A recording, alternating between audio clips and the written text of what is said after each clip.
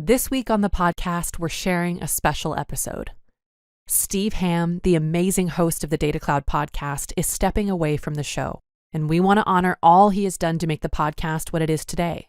Over 5 seasons, Steve has hosted guests from countries around the world, whose industries span across data, technology, supply chain, education, streaming, finance, and more. Steve's ability to showcase our shared humanity within each episode is one reason the podcast has been so successful. So, this episode features our Let's Get Personal segments with guests from the last couple of seasons. Thank you, Steve, and enjoy. Lokman, it's great to have you on the podcast today. And I'm really looking forward to this because I am a streaming media maniac, and I really want to know all about how the advertising and personalization and all that kind of stuff works. So, welcome. Thank you for the invitation, Steve. We're coming to the end of the podcast. You know, we typically end on a lighter note, kind of more personal. And you're in the streaming business, and I understand that you like to consume your content via streaming as well. What are you streaming right now? I mean, one of the things that I've been excited about streaming is just that fact that more and more sports is available in streaming. Yeah. It was in many ways the last frontier for streaming, you know. I mean, I'm a big soccer fan. I watch a lot of EPL, English Premier League, so happy to see that. I watch that, and it's a little fragmented still. You have to go to multiple channels, multiple apps to actually see it. But I spend quite a bit of time catching up on my soccer every weekend. The shows that I watch right now are, you know, I was still watching Lincoln Lawyer from Netflix, you know, right. Last of Us on HBO Max. These are some of the shows that I stream currently in my home. But yeah, you know, there's always a ton of shows that are available in many ways, and abundance of stuff to watch on TV right now. Yeah. It's interesting. You know, we've had the Oscars just earlier this week. Yeah. I would imagine that immediately in the aftermath of the Oscars, there must have been a streaming bonanza. Mm-hmm. You know, just people, oh, wait, I missed that. Let me go take a look. Absolutely. And stuff like that. You know, I saw, you're familiar with RRR, the India, because they did the big dance number on the Oscars. And I thought, oh, here's some big, you know, Bollywood fun show. I went and watched RRR. It is a very serious story about an uprising against the British Raj. That's right. And I was stunned, and I said, but it has 2 big dance numbers in the middle of it. So it's really kind of amazing to see how entertainment and some very serious themes can be packaged in the same video. So that's what the Indian film industry is known for, right? Yeah. It's always, they're all musicals, and however serious the theme is, so the topic is, you know, there's always a spot to show a song or two. Yeah. I think that's nice. It's good to have variety. Yes, absolutely. Hey, Saad, it's great to have you on the podcast today. It's great to be here, Steve. So, Saad, we typically finish the podcast on a more personal note or lighter note. Yes. And I see from your LinkedIn profile that you're interested in causes including economic empowerment and education. How do those issues fit into your life? I grew up in Pakistan, and I've been very fortunate to have had the opportunity to go to some good schools, but also, more importantly, be in the company of some amazing teachers, you know, all the way from my high school to when I came to college. And, you know, I've always firmly believed that education is, you know, the most important thing that we can do and invest in. So any opportunity I get to speak to, you know, politicians in the local area when I go back home, I always emphasize or want to emphasize the importance of investing in education. I like to say that, you know, you can never invest enough in education. The dividends of that always come back many fold. There's a great statistic. I heard this from Susan Hockfield, who was the president of MIT back when I was an undergrad there. And, you know, she used to quote this statistic where she said that after the World War II, every dollar that the US government has invested in research and education has returned about $40 back to the economy. And I feel like if we take that method and apply it to education across the board, not only in the United States, but also in third world developing countries and in Europe and China and Australia, we'll see that kind of math play out. So you can never invest enough. Again, like I lead a very busy life with my work, but every time I talk to anybody who is influential in politics or policy making, I kind of always emphasize to them that we should put more and more of our money and our investment in education. Like, I live in a town here in New York.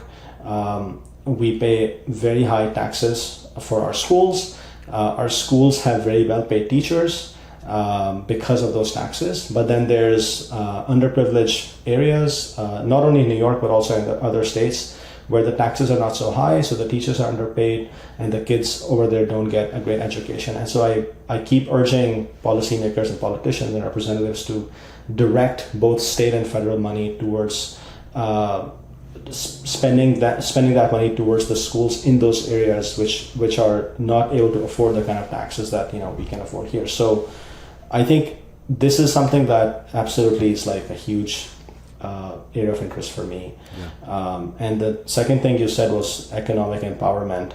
I think the best way to affect change in the world is to enable people to be economically empowered.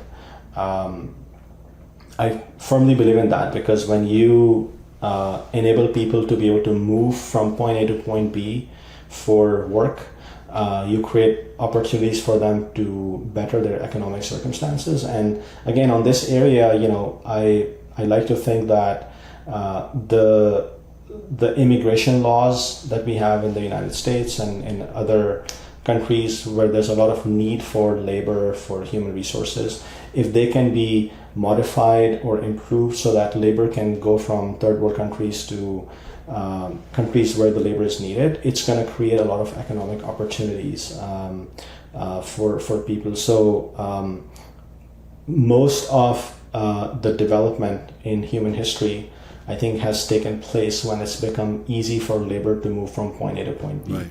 And I think a lot of this can be addressed through good policy, through sensible laws. And so that's something that I always try to emphasize, again, anytime I talk to policymakers or politicians or representatives to do, because I think those two are probably the most important things that we can do to address, the challenges that we face in the world today, in addition to climate change, obviously. Yeah, climate change, that's a big one. It's becoming so apparent that what the dimensions of the problem and the immediacy of it. But I frankly feel positive. I feel like with cloud, with data analytics, with AI, we have the tools to solve these very, very complex systemic problems, and for the first time, really. And I want to go back to something you said earlier about that at your core you're a scientist. You see yourself as a scientist, and this idea of that scientists think deeply about very difficult challenges, and that they have stamina, that they stick with a problem for a long time. And I think we kind of live in this short attention span society, but thank God for scientists, because we need them. And I want to thank you for the work that you're doing. You're obviously doing it for your company, but I think people like you make advances, and the brilliance of them and the utility of them is shared. The news gets around, the word gets around, the technology gets around. So thank you so much. This has been a great conversation. Alex, it's great to have you on the podcast today. Great to be here. We're coming to the end of our podcast, and we typically end on a more personal note or a lighter note. And I understand that you were a strategy game nut when you were a kid. And this was this is when you were a preteen, so you were a prodigy at this stuff. So how did that passion emerge in a preteen, and how did it lay the groundwork for what you do now? Yeah, it's a great question. I mean, I think I'm not unique at all in liking video games. I think, in some ways, like, it just so happened I became interested in video games where you build things. Right. And, I sort of I think that there's video games that test your reflexes, reaction time, and so on. And there's video games that basically allow you to thoughtfully plan ahead. And that was always more appealing to me. Maybe, nature versus nurture. And so that led me down this path of Age of Empires and SimCity and StarCraft and so on. And, in some ways, I enjoyed those games so much. I secretly hoped that there were jobs in the real world that would be the equivalent of simply playing those games. I mean, and I've repeated this anecdote, but it's sort of like when you play SimCity when you're 12, your conception of what a mayor does is sort of play SimCity, and then you learn disappointingly that that's not true. But why couldn't it be true? In some ways, having a 360 view of your populace and how your decisions actually impact your city would be very helpful. Yeah. It's interesting, in my city, New Haven, and in other cities in Connecticut, we have an organization, it's called Data Haven, and basically they collect that data. They collect the alternative data for the city, and about the people, the condition of the people, the condition of their life conditions, all that kind of stuff. So our mayor does have that information. So hopefully making good decisions. Yeah. Their bigger problem usually is money.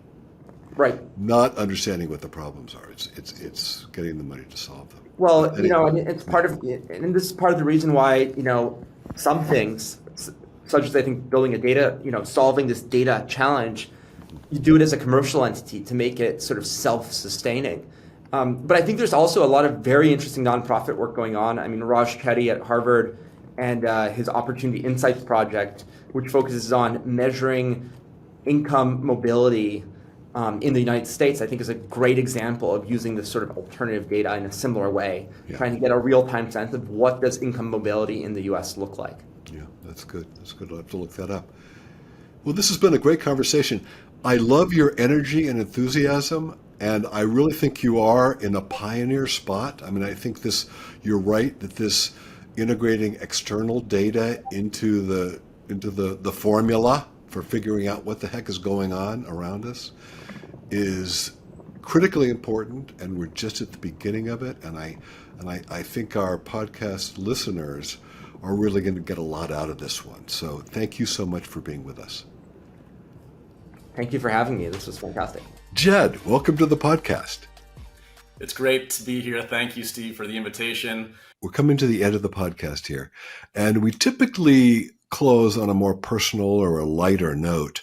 And you kind of flicked at this earlier in the conversation about, like how you managed to bridge between these two worlds. And you talked a bit about math driven creativity to drive growth.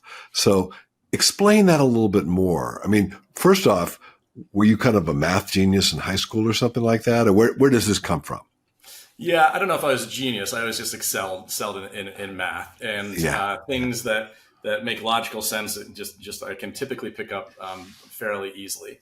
The second part of the story, or the other half of the story, is my mom comes from a large family outside of Boston, and they were all artists, musicians, writers, poets, who can play instruments. And I was surrounded by that growing up. So a huge creative family. I tried my hand at a lot of them, and that just never took off for me. Right. So I love being creative and in a creative capacity and industry, but things need to make sense for me too. So given the two sides of the brain, or all my experiences, once I landed at eBay into this scaled channel where we're doing things at massive scale globally, but really the way to further the insights, the learnings, and ultimately the impact of marketing is to look at the data that's coming back from the campaigns itself. So when I could work with the creative teams on, hey, what should the message be? What are we putting out in the market? And then understand the impact of that and further that through math and analytics, I knew I found my home. Yeah. Very, very cool. Yeah. Well, this has been a great conversation. I mean, I really enjoyed talking to you.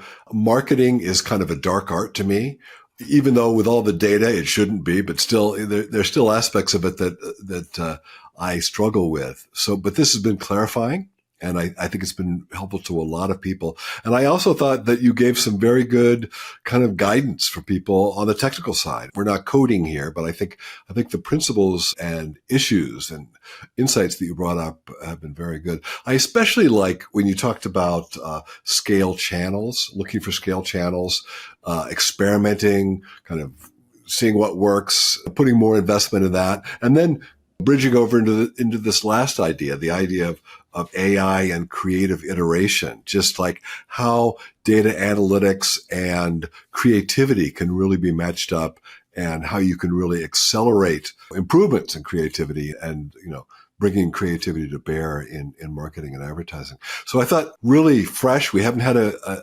podcast like this before. So I'm really grateful that you've been on, and thanks so much for your time. Yeah, Steve, it's been a joy and a pleasure. I think, like I said, it's an exciting time to be a marketer. Marketing's all about storytelling, and people always like a good story. And so I feel like that is my job, how to tell the story, how to tell the Indeed story. But obviously we have a responsibility back to the business of the impact of the dollars and the stories that we're telling. Claudine, it's great to have you on the podcast. Thank you. It's really nice to be here. Claudine, we're coming to the end of the podcast, and we typically end on a lighter, more personal note. And I understand that your parents immigrated to the United States from Germany, and you were born here, but you only spoke German for your first 5 years. What kind of challenges did you face adapting to school here? And how could the Talking Points platform have helped you? Yeah. So similar to many of the families that use Talking Points, I did grow up in an immigrant family, and I was an English language learner in my early years. So my first language is German, as you noted. And while my parents also spoke some English, they chose to have me speak only German so that it would be kind of locked in for life, which it still is. They spoke some English, but they had limited understanding of the U.S. education system and their role in supporting me. I'm a first generation college student in my family, so ultimately I was successful. However, I can only imagine what a difference Talking Points would have made to my educational experience. I think my parents would have wanted to be involved, but never really knew how. I guess overall, when I think about it, and I think about my experience with Talking Points, I recognize regularly, because we have so much one connection to our users, the parents care deeply about their children. They care deeply about their children, even if they aren't able to pick them up from school every day or go to that, back to school night or other school event where you have to be in person, because some of them are working multiple jobs and it's just not possible at all. But they really do care deeply. And even after 5 years of Talking Points, it still feels almost magical to me, the trusted connections that we're able to establish between educators and families that break through those barriers, barriers like being able to be there physically and present. And those are transformative to students. And it's really fantastic to feel like I'm part of an organization that is affecting that change. Well, it's been inspiring to talk to you today. I live in New Haven, Connecticut, which is a city of 135,000 people, and 40% are non-native English speakers. And many of the kids are undocumented. So that there are lots of hurdles and lots of barriers to success. And it's amazing to see Talking Points and see how useful that could be here. So if you want an introduction, I'll make it. Oh, yeah. Absolutely. Would love that. The other thing is, I just think, there's so much excitement about AI right now. And it's really easy for me and the people at Snowflake to see how this will be useful for corporations to make them more responsive, make them more efficient, more successful in all sorts of ways. But talking to you, it really becomes clear how this technology can help regular people. And I think this is an area where I'd say it's underexplored in our society. And I hope that many, many, many organizations like yours, but in different domains, start to look at AI and start to look at these new technologies and figure out how they can be used for regular folks. So thank you so much for being on the podcast today. It's been great. Absolutely. Thank you so much. Philip, it's great to have you on the podcast. It's great to be here, Steve. Thanks for having me. We typically end the podcast on a lighter and a kind of more personal note. And I know I heard a little bit from you about how you kind of integrate or incorporate some ideas, some really kind of interesting data-based ideas into your personal lifestyle. So, and I hopefully I'm stating that correctly, but straighten me out. Anyway, talk to me about lifespan, health span, and mental span. So it's in usual how it works is basically that it's not an idea that I wrote. There's a person named Peter Attia. He has a podcast called The Drive. He talks a lot about lifespan, and lifespan is basically the amount of years that you live. Health span talks about how many of those years are going to be healthy years. So basically, ability to move around and do what you want to do. And then there's a third leg to this is the mental span is from those years that you're alive, you can walk around and take care of yourself. How many of those your mental headspace is going to be in a good place? And I think these three areas are things that usually people tackle, but not in a structured way. And I think what people like Peter Attia and Huberman and David Sinclair, they touch upon the different areas and help build frameworks that help you on a daily basis incorporate things that will improve each of those areas for you as an individual. So from the health span side, a lot of it goes into the different blood tests that you can do and how medicine became more available. So, for example, I don't know if you know, but the 80% of deaths above the age of 50 are contributed mainly to cardiovascular health. That's the main reason. Right. The second is basically cancer. And the third is things like Alzheimer and neurodegenerative diseases. And there's things that you can do on a daily basis, A, from a monitoring perspective to see where you stand, and B, from a preventative perspective of how do you do things on a daily basis to ensure that you're reducing the risk for an event. Because another fun fact, or not so fun, is that the main reason for death above of the age of 50 is cardiovascular events, and the probability of a person dying from an event the first time from a first stroke, there's a 50% chance for a person to die on the spot, which is very high compared to any other disease that is on the horizon. Yeah, I think that's really cool. It's really interesting. I'm forgetting who did this quote, but there's a famous quote, "The unexamined life is not worth living." But it's interesting when you start to think about, we now have tools, thanks to data, thanks to monitoring, all these advances in science and technology, and that we can really know ourselves and our lives so much better than before. And it's almost like the unanalyzed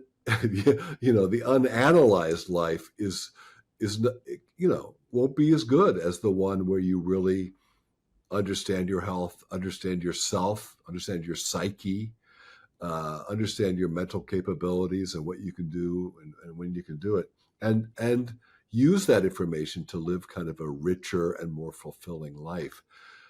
And it does get very personal, doesn't it? I mean, it comes down to the personal level. Yep. No, definitely. I agree 100%. Madhav, it's great to have you on the podcast today. Same here, Steve. This is my first podcast, so I'm excited.